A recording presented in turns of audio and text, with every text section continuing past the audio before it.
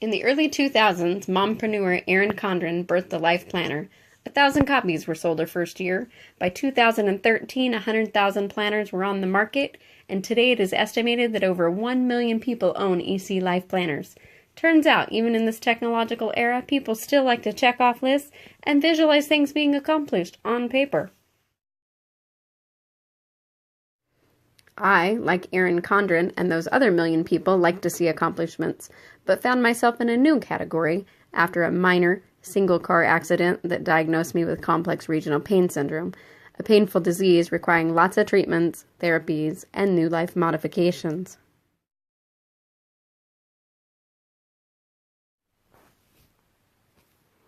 Forgive me, I know we all want to fast forward through the boring stuff, but there are a few steps and concepts you will want to grab hold of before you actually see how it all comes together. Let's talk about the materials first. So I use an 11-hour day from 9 a.m. to 8 p.m. because primarily those are my productive functioning hours. I use a 2-page spread, Monday through Friday, weekend at the end. A typical appointment calendar would work, 7 to 8 p.m. if those are your hours, or anywhere in between, Monday through Friday. So this is basically a single page spread. You'd have to do something different for a weekend. Another option would be something like this, where it's a week at a glance, and you have your Monday through Friday, weekend at the end. You can write priority notes at the top.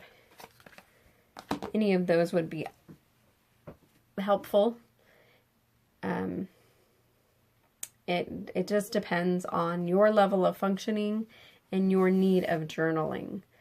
So any one of these may be a good choice for you. Also, I started with a high gloss 32-pound laser paper because I thought that I would be moving the sticky notes on the paper. Then I realized if I housed my stickies off of the paper, I didn't really need to move them once they were on the paper. But by that time, I'd fallen in love with that fabulous feel, so I still use it. But again, any will work.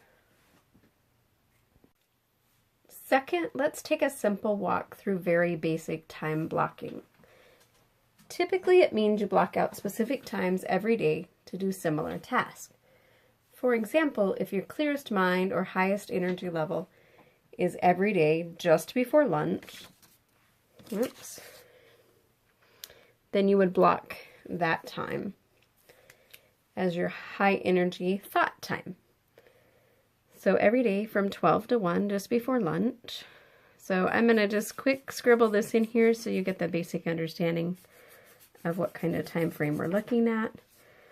So typically, if you were time blocking, you might spend time shading it so that you could write over it later or something.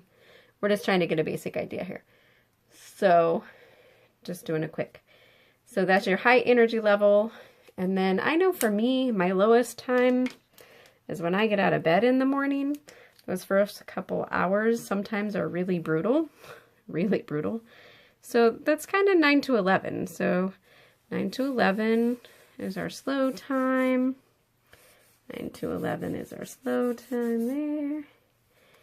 And then every afternoon, if life permits, and sometimes if it doesn't, still do it anyway, but every afternoon I need to take a little sit down time.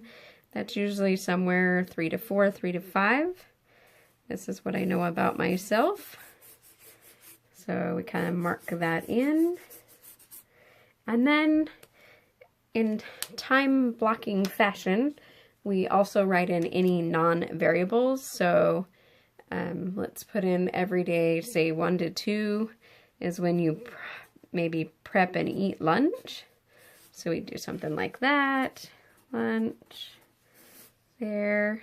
Say 5 to 6, either you prep and eat dinner or maybe you go out to dinner.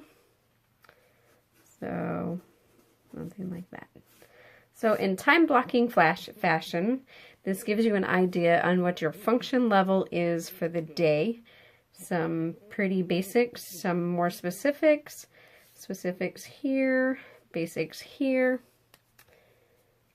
And that's the way that would look. So, get the idea? Third, let's look at our needs. We like to look at them in a daily, weekly, and monthly. So daily, remember I was at a barely functioning level, so getting dressed and eating was pretty fabulous if that could happen. Weekly, I like to shower a couple times a week and do the dishes, help out if I could. And monthly would be schedule more doctor's appointments and make a shopping list if I could. So we take this information of the needs and now we plug it into our blocking system in typical time blocking fashion. So we'll start out with, we're going to start with the weekly just because it's easier to build from there. But weekly, I like to shower a couple times a week. So let's say Tuesday would shower, and hopefully like Thursday or Friday I could shower, get a shower in there also. So then that means that I'd have to leave time because sometimes showering would be so exhausting that then there'd have to be time before I could get dressed. So if I could shower in the morning at 9, that means I could be getting dressed somewhere about 10:30 or 11, hopefully. So that's what we know about those days. And then still needing to be dressed on Monday. So if I'm not showering, probably about 9:30, I might be able to pull that off. So on those days in there that I'm not, look something like that. I'm sure you get the idea what we're doing here. Just trying to plug it all in, right? So that's what the daily would look like. Dressed, eat, we already have taken care of because I already had times for that. It was just a matter of making myself be available to get there, hopefully. So weekly, we took care of the showers. Dishes, I like to do the dishes a couple times a week if I could help the family out with that. At that point, they were doing most of it, but dishes were a high energy thing. So I would have to do it on not a shower day, but like on, say, a Monday, I could do the dishes there probably. And then maybe down here somewhere, like on a Thursday. Days that didn't have other things scheduled in, especially shower was very exhausting in that time frame. And then monthly, we want to plug in scheduling an appointment and making a shopping list. Now, those are the things that you can do while you're sitting down. So in those afternoon time frames, when I was resting and I couldn't be up and use physical energy, I could sit on the couch and do things. So again, not on shower days.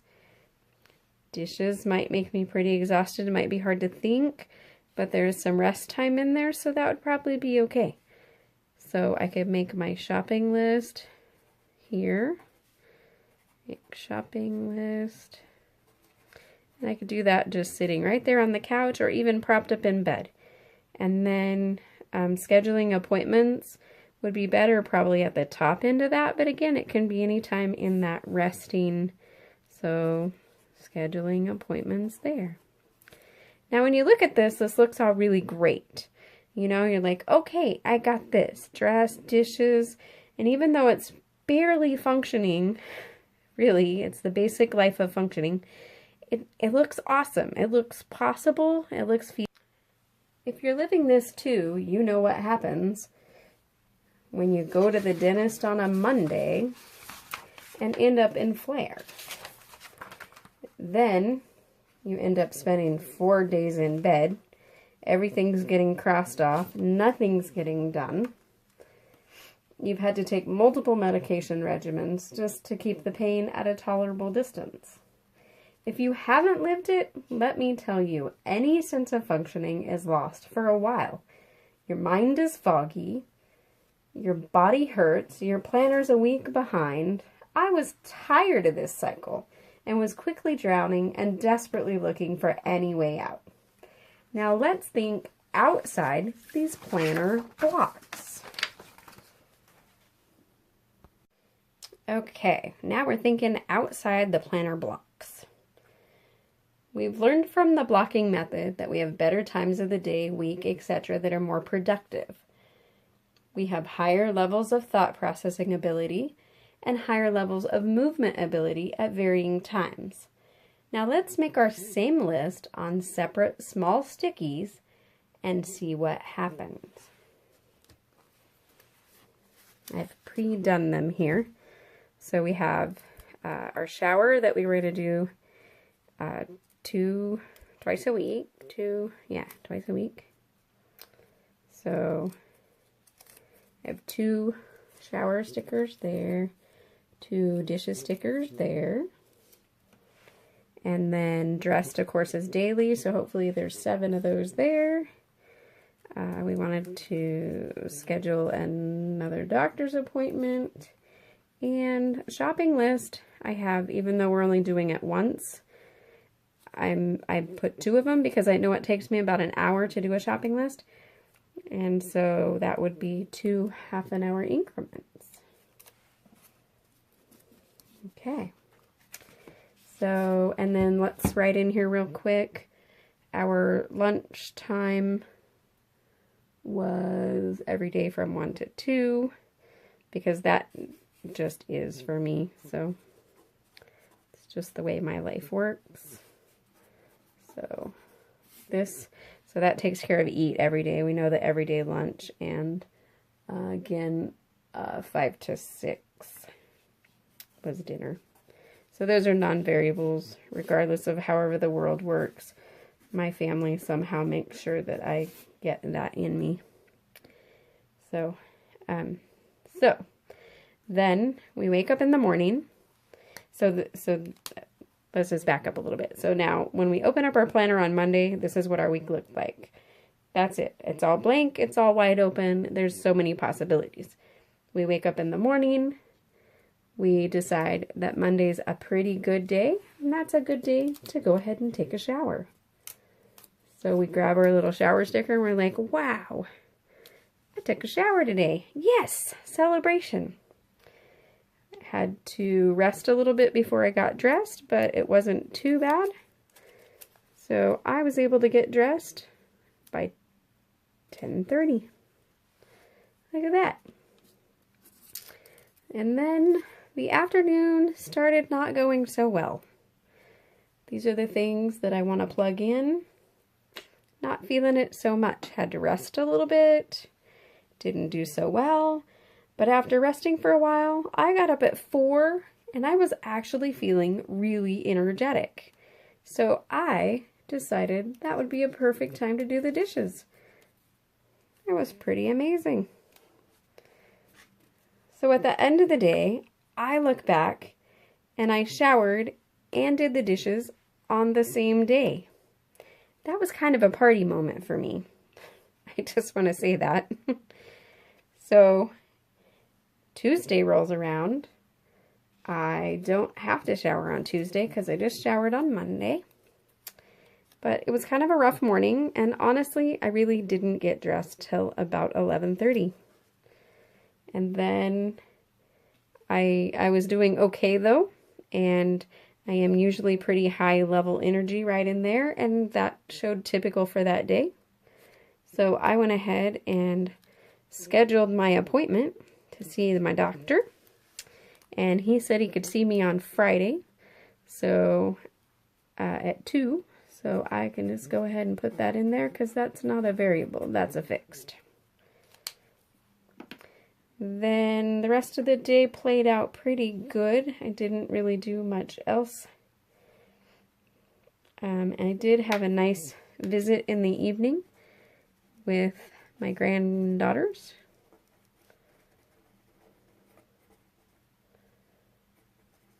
That was pretty great. Wednesday comes around and I was dressed about 10. Decided I should work on that shopping list, but I wasn't really feeling it. Sat down in the afternoon. about 4 and thought, what do I have that I can do while I'm sitting? So I looked over here at all my things to do, and I thought, you know what? I can do my shopping list today. Mine's not thinking super clear, but that's a great reminder, and now I can get that done. Rested for the afternoon. Chatted on the phone with a friend. In the evening. Had a little nice conversation. That was kind of fun, kind of a highlight of the day. Look at that. Before you know it, your calendar starts building and you start having a memory or a journal of what's happening, and your list over here starts dwindling down. You start seeing things accomplished. You start seeing that things are actually changing. It's pretty exciting.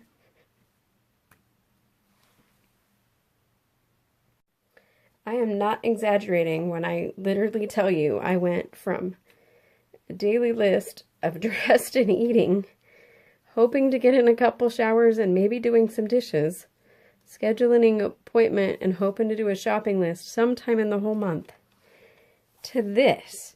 I started doing things. I started taking pictures and capturing fun, weird moments. This is a little bit of my work schedule. I started doing more of my Etsy business, more of my at-home crafting. The next thing I knew, there were more and more things getting done, more and more events taking place. I was able to work a little bit more, wasn't so exhausted, more and more things happening. Depression starts lifting. It is an amazing, amazing thing. In 2018, it just continued.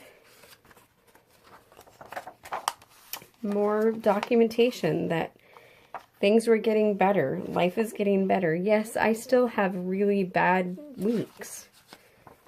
But at the end of a really bad week, I can look back and see that I've had really good weeks too.